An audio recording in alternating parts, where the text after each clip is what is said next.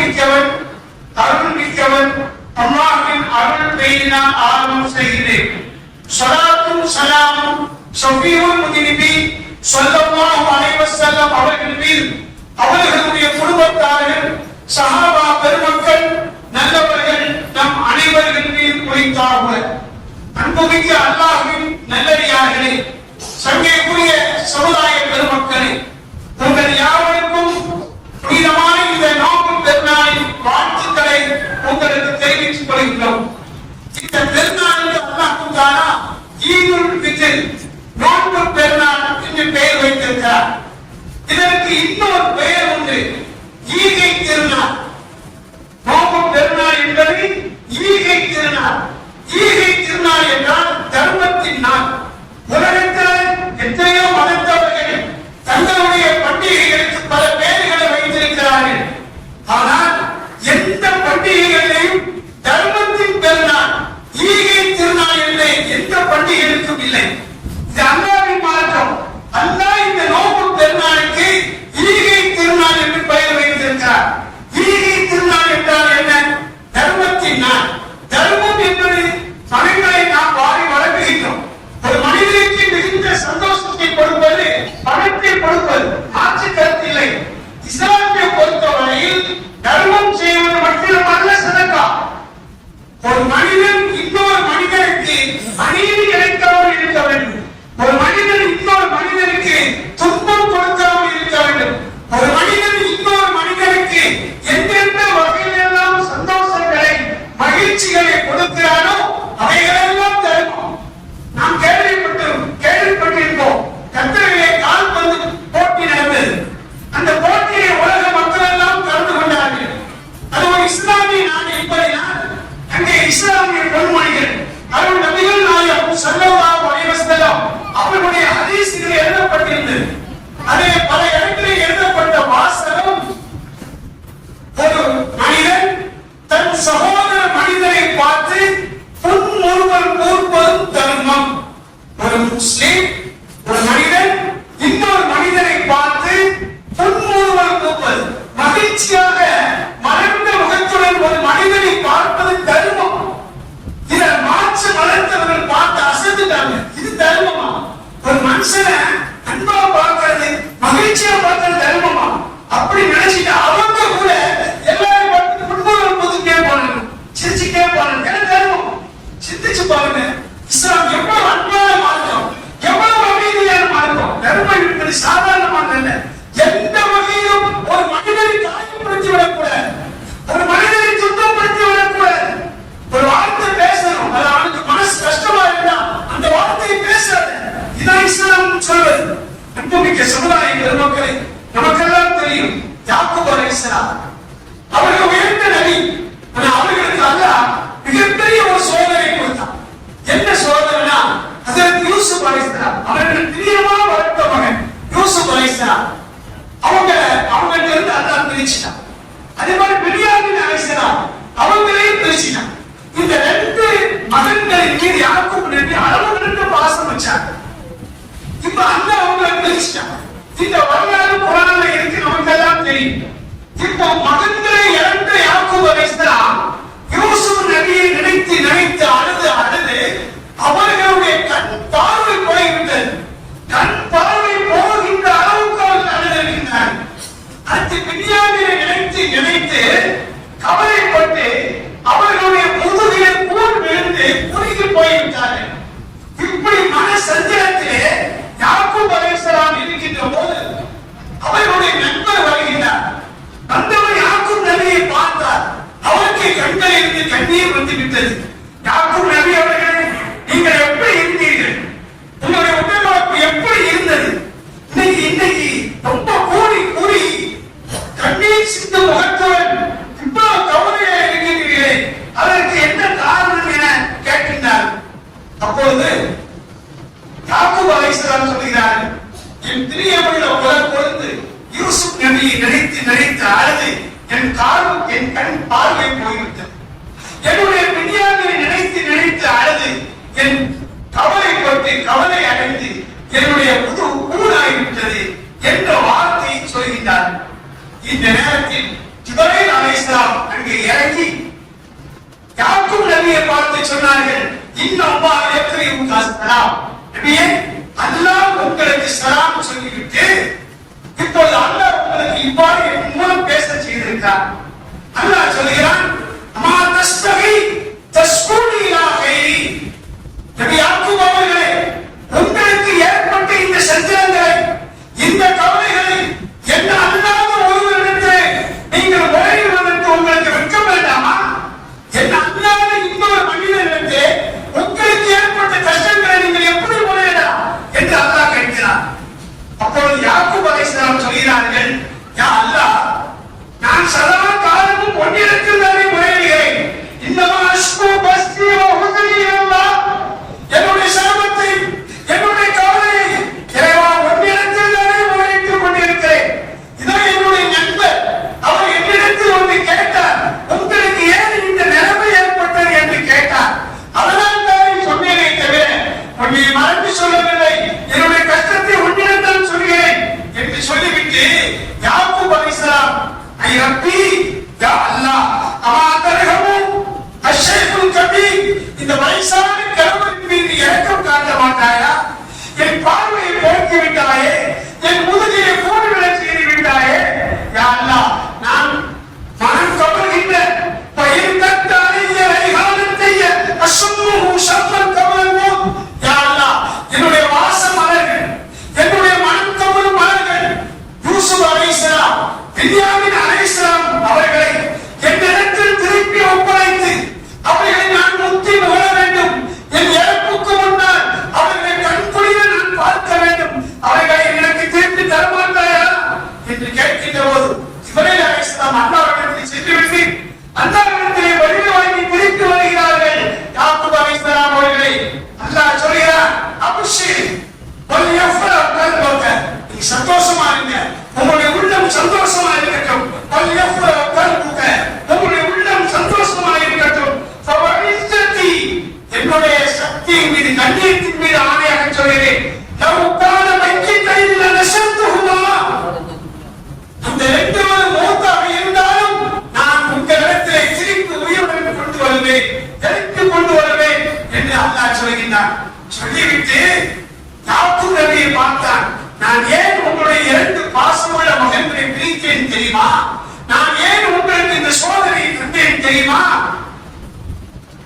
ஒரு நாள் இன்னக்கும் தவறுத்தும் சாந்தன் ஃபஅதாத்து மிஸ்கீனன் யதீமுன் வ ஹுவ ஸாயிமுன் ஃபலம் துதீமுஹு மின்ஹு ஷைஆ. உங்களுடைய வீட்டில் யூசுப் நபி அவர்கள் பிறந்து விட்டார்கள். அவர்களுடைய சந்தோஷமான நிகழ்ச்சிக்காக நீங்களும் உங்களுடைய பிள்ளைகள், அழகான நபி, அழகொளிரும் நபி, பௌர்ணமி போல் பிரகாசித்துக் கொண்டிருக்கிற அழகின் உச்சபட்சம் அவர்கள் உங்கள் வீட்டிலே பிறந்து வீட்டெல்லாம் ஒளிமயமாய் இருக்கின்ற போது அந்த மகிழ்ச்சியே ஒரு ஆணை அறுத்தீர்களே, சமைத்தீர்களே, சாப்பிடுவதற்காக செய்தீர்களே. அந்த நேரத்தில் உங்கள் வாசலிலே ஒரு ஏழை, ஒரு எத்தி, அவனுமோ நோம்பு பிடித்திருக்கிற நிலை, அவனுமோ நோம்பு பிடித்திருக்கிற நிலை, ஆதரவற்ற ஒரு ஏழை உங்கள் வீட்டின் வாசலிலே நின்று கொண்டிருந்தான். நான் நோம்பு திறக்கும் போது இறைச்சியை சாப்பிட வேண்டும் என்ற எண்ணத்திலே உங்கள் வீட்டின் வாசலிலே ஒரு ஏழை, ஒரு எத்தி நின்று கொண்டிருந்தான். அந்த நேரத்திலே நீங்கள் வீட்டில் இருக்கின்ற அனைவரும் இறைச்சியை சாப்பிட்டுக் கொண்டிருந்தீர்கள். அவனை நீங்கள் கண்டுகொள்ளவில்லை. என்னுடைய அடியா, அவனுடைய எத்தி, அவனுடைய அவனை நீங்கள் கண்டுகொள்ளவில்லையே. இந்த ஒரு சூழ்நிலை எனக்கு வேதனையை கொடுத்தது. அல்லாஹ் சொல்கிறார், என்னுடைய அடியார் ஒருவன் ஆசிரியை இருக்கிறான், அவன் கூடி குறுகில் இருக்கிறான், பசித்திருக்கிறான், நோன்பு வைத்திருக்கிறான்.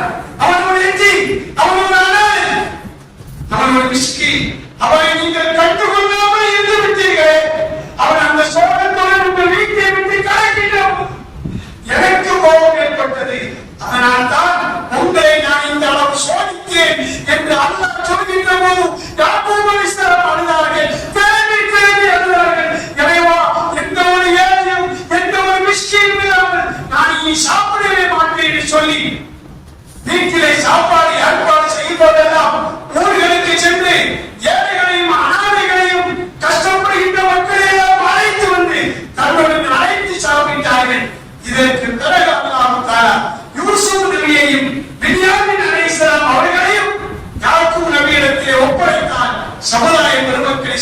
பாருங்கள். இறைவன் யாருக்கும் நபிக்கு ஏன் இந்த சோதனை செய்தார்? ஒரு மனிதன் அவனை வேதனைப்படுத்தி விட்டார்கள், அவனை கற்றுக்கொள்ளவில்லை. இஸ்லாம் எவ்வளவு உயர்ந்த மார்க்கம் தெரியுமா?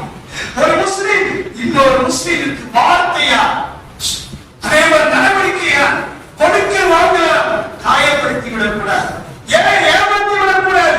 அவனுக்கு மகிழ்ச்சி அளிக்கிற என்னென்ன விஷயங்களை நடந்து கொள்ளமோ அதைத்தான் செய்ய வேண்டும். உலகத்தில் அன்பு ஏற்பட வேண்டும், ஐக்கியம் ஏற்பட வேண்டும், நிம்மதி ஏற்பட வேண்டும், ஒற்றுமை ஏற்பட வேண்டும். இது எப்பொழுது ஏற்படும்? நாம் நோக்கு பிடித்திருக்கிறோம், சொல்கிறோம். நபி அவர்கள் சொன்னார்கள், தோழர்களே, சஹாபா பெருமக்களே, நீங்கள் பிடித்த நோன்பை விட, நீங்கள் பிடித்த தொழுகையை விட ஒரு சிறந்த அமல் என்ன தெரியுமா? சமூக மக்களுக்கு மத்தியிலே ஒற்றுமை ஏற்படுத்துவதுதான். ஒற்றுமைக்கு மாற்றமாக நீங்கள் எந்த அமலை செய்தாலும் அமலில் பெருமையே இருக்காது. நீங்க பிடித்த நோக்குக்கும் தொழுகைக்கும் சிறந்த அமல் என்ன தெரியுமா? சமூக மக்களுக்கு மத்தியில் பகைமை இல்லாமல், ஒருவரை காயப்படுத்தாமல், சகோதரத்துவமாக, அன்பாக, ஒற்றுமையாக, மகிழ்ச்சியாக நடப்பதுதான் சிறந்த அமல். இஸ்லாம் சொல்லி காட்டுகிறது. இதற்கு எதிரான அத்தனை விஷயங்களை இஸ்லாம் தடுக்கின்றது. அல்லாஹ் குர்ஆனிலே சொல்லி காட்டுவான், வலா துதி குல்ல அல்லாஹ்வின் மஹீன் ஹம்மாஸின் மஷ்ஷாலின் பினமீன் மன்னாயின் லில்கைரி முஅத்ததின் அஸீம். குர்ஆன் ஆயத் என்ன சொல்றாங்க தெரியுமா? நபி அவருடைய காலத்தில் வலித் இப்னு உமைரா என்ற ஒருவன் இருந்தான். இவன் தன்னுடைய நோக்கம் நிறைவேற்றால் பொய் சத்தியம் செய்வான். பொய் சத்தியம் செய்து மக்களுக்கு மத்தியிலே சண்டை இழுத்து விடுவான், பகைமை இழுத்து விடுவான்.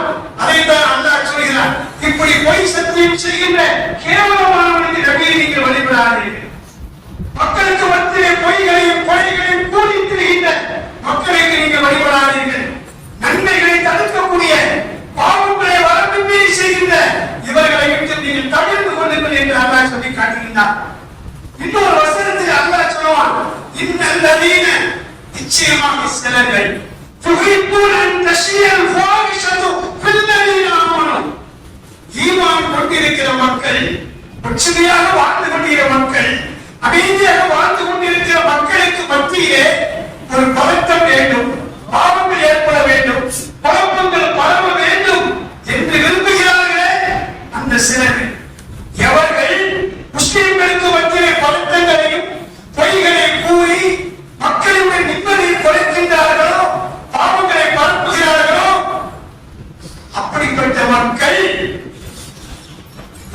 அதாவது அலீம், இவர்களுக்கு கடுமையான வேதனை இருக்கிறது. உலகத்திலே மறு உலகத்திலேயும் இருக்காது. எல்லாத்தையும் பார்த்துக் கொண்டிருக்கிறார். உங்களுக்கு தெரியவில்லை, தெரியாமல் சில விஷயங்களை செய்கின்றீர்கள். அது என்ன அநியாயங்களை பாதிக்கிறது. நான் கவனித்துக் கொண்டிருக்கிறேன். உலகத்திலே அதற்குரிய தண்டனை கொடுப்பேன், அருமையில் புதுப்பேன் என்று அல்லாஹ் சொல்லி காட்டுகிறார்.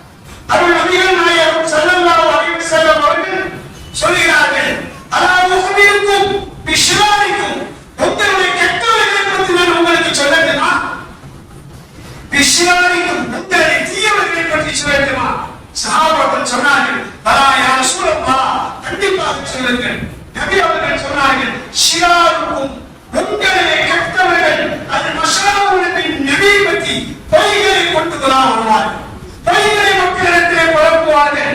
அது முஃப்ஸிதீன பைனல் அஹிப்பத்தி, அன்புகளுக்கு நட்புகளுக்கு மத்தியிலே, முஃமின்களுக்கு மத்தியிலே குழப்பத்தை ஏற்படுத்துவார்கள். குற்றம் கொலைகளை சொல்லி அந்த மக்களை காயப்படுத்தி வரம்பில் நடப்பார்கள். இவர்கள் தான் உங்களுடைய மகா கெட்டவர்கள். இந்த வசனங்களையும் நான் ஓடி காட்டிய வசனங்களையும் அதிசி சிந்திச்சு பாருங்கள். நபி அவர்கள் முஸ்லிம்கள் ஒன்றுபட்டு இருப்பதற்கு இதையெல்லாம் தடை செய்கிறார்களோ அந்த தீவுகளை நம் சொந்த மக்கள் பின்பற்றுவது வேலையாக இருக்கிறது. அருமை தாய்மார்களே, பிரியோதனை இஸ்லாமிய சமுதாய மக்கள், நாம் பாரம்பரியமாக வாழ்ந்து வருகின்றோம். இன்று நம்முடைய பிள்ளைகளை நாம் தவறான வழியிலே வளர்த்திருக்கிறோம். அதனுடைய விளைவு என்ன தெரியுமா?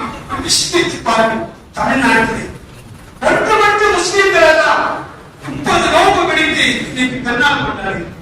நாம் இன்னைக்கு எவ்வளவு சந்தோஷமா இருக்கிறோம். எல்லோரும் வந்து பள்ளியிலே உட்கார்ந்து இருக்கிறோம், தொழுகிறோம், அல்லாஹ்விட்ட கேட்கிறோம், அண்ணாட்ட கேட்கிறோம், பயன் கேட்கிறோம்.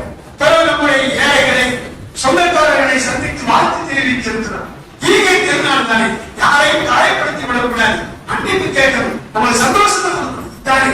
ஆனால் நம்முடைய சிலர் என்ன செய்யறார்கள் தெரியும்? நாம் மகளிரிலிருந்து தமிழ்நாடு வேற எங்கேயாவது தெரியுதான். தமிழ்நாட்டு மாநில ஜமாத்துலமான 10,000க்கும் மேற்பட்ட ஆய்வுகள் ஒவ்வொரு ஊர்களிலும் இருக்கிறார்.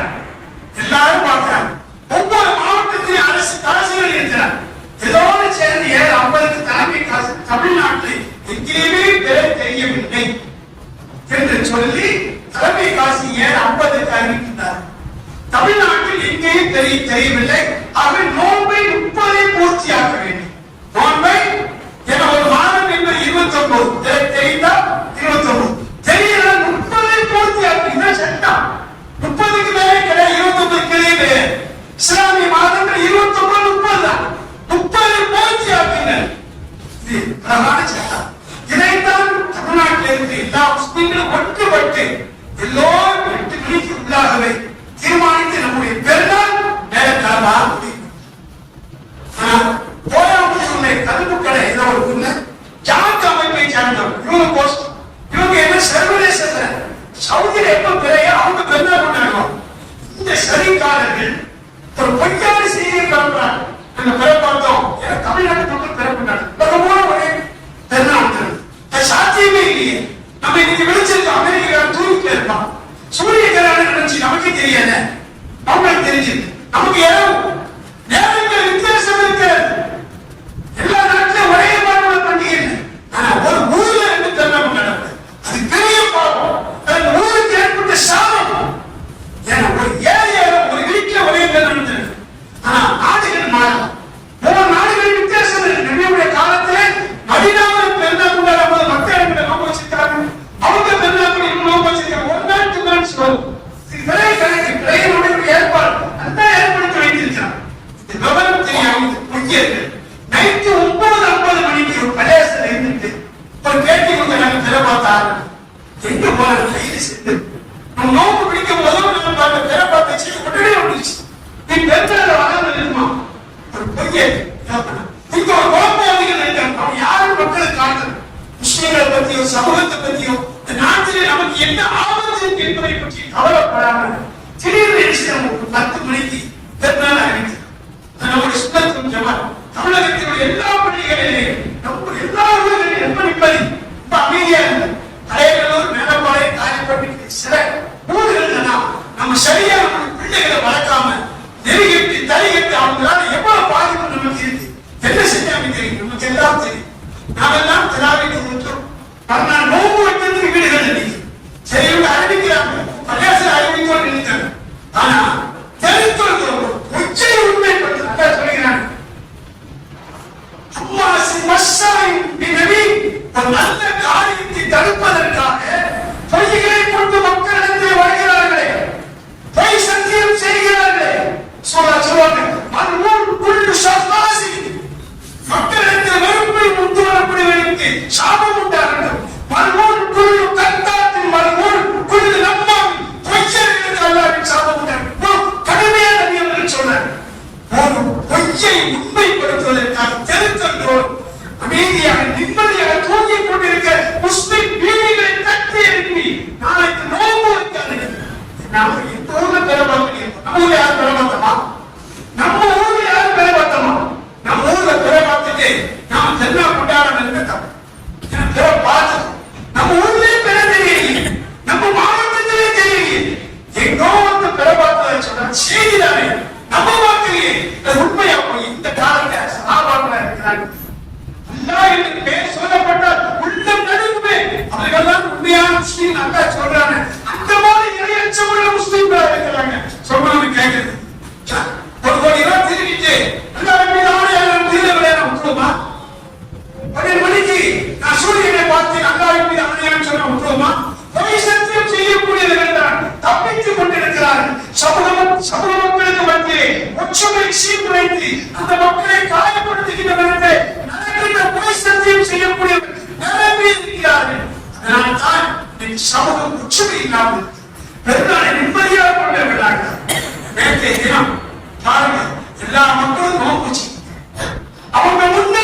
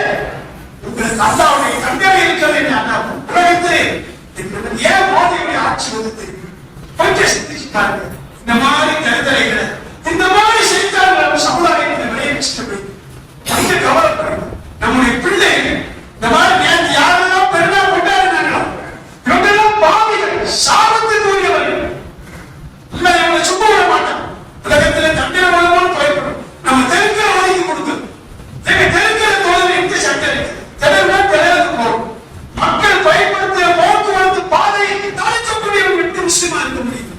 பாலையை இது பண்ணலாமா? அந்த வீட்டுல நோக்கு வச்சிருக்காம என்ன பண்றாரு?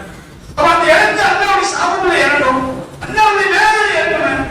நினைக்கிறப்போ அல்லா கபூல் பண்ண மாட்டேங்காரு.